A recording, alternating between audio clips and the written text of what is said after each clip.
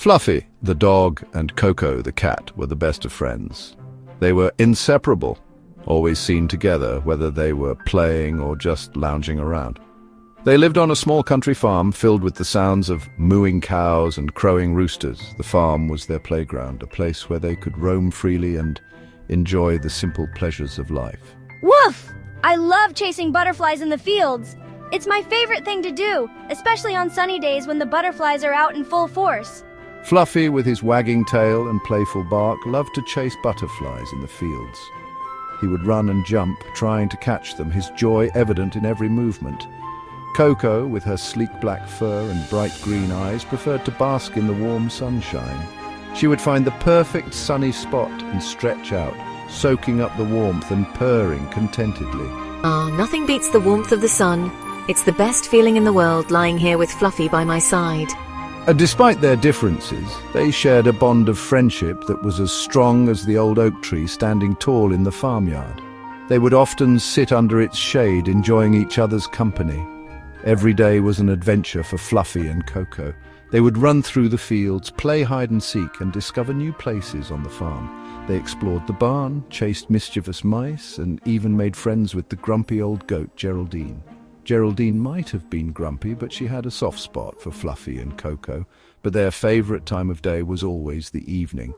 As the sun set, painting the sky with hues of orange and pink, they would sit together, reflecting on the day's adventures and dreaming of tomorrow's.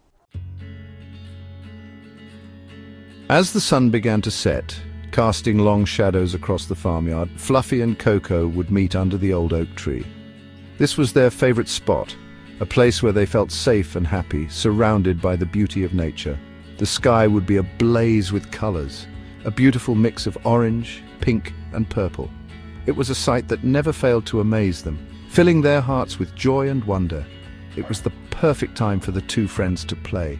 They would chase each other around, their laughter echoing through the fields. Look at me, Coco! I'm chasing my tail! Isn't it funny? Sometimes Fluffy would chase his tail while Coco pounced on fallen leaves. They would play for hours, never getting tired of their little games. Gotcha, Leaf! You're mine now! Other times they would roll around in the grass, their laughter echoing through the quiet countryside. The soft grass felt like a cozy blanket beneath them. One evening, as they were playing hide and seek, Coco noticed something interesting. She had a keen eye for spotting unusual things. Hey, Fluffy, look what I found! It's something really cool! Farmer John had left his alphabet book on the porch swing. It was a book filled with colorful pictures and letters. Coco, always curious, nudged the book with her head. She loved discovering new things. It fell open, revealing bright, colorful letters. The pages seemed to come alive with vibrant hues, capturing their attention completely. Look, Fluffy, it's an alphabet book!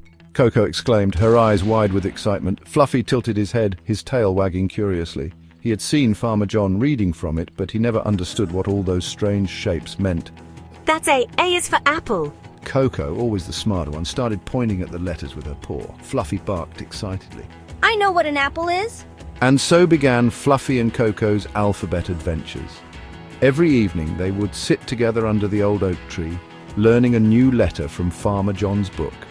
Coco, with her sharp memory, would remember each letter and the picture that went with it. Fluffy, on the other hand, struggled to remember the shapes. The letters seemed to dance and blur before his eyes, making it hard for him to keep them straight. But I never made him feel bad. I knew that everyone learns at their own pace, and I wanted to be there for him. She would patiently point her paw at each letter, repeating the sound until Fluffy barked happily, remembering it at last. It was a slow process, but Coco never lost her patience. Their friendship grew stronger with each passing evening. They would play games that involved the alphabet, turning learning into a fun activity. They learned that learning was more fun when they did it together. The joy of shared discovery made the alphabet less intimidating. They also learned that it was okay to need help sometimes, and that a true friend would always be there to lend a paw or a wet nose. This mutual support made their bond unbreakable. One day I surprised Coco by barking the entire alphabet from A to Z. It was a moment of triumph for both of us. Coco purred with pride. Her eyes sparkled with joy, knowing that her efforts had paid off. I knew you could do it if you just kept trying. I always believed in you, Fluffy. Fluffy, overjoyed, licked Coco's head playfully. His tail wagged furiously, a clear sign of his happiness. He was grateful to have such a patient and encouraging friend. Their journey together had taught them both the true meaning of friendship and perseverance. As the days turned into weeks and the weeks into months, Fluffy and Coco continued their evening ritual. They learned all the letters, and soon they were even able to read simple words together. The old oak tree became their special spot, filled with the memories of their laughter, their games, and their shared love of learning. We knew that no matter what adventures life on the farm brought our way, our friendship would always be there, as constant and comforting as the setting sun over the fields. We were the best of friends, and we knew we would be forever friends. Fluffy and Coco cuddled up together under the oak tree, looking at the sunset.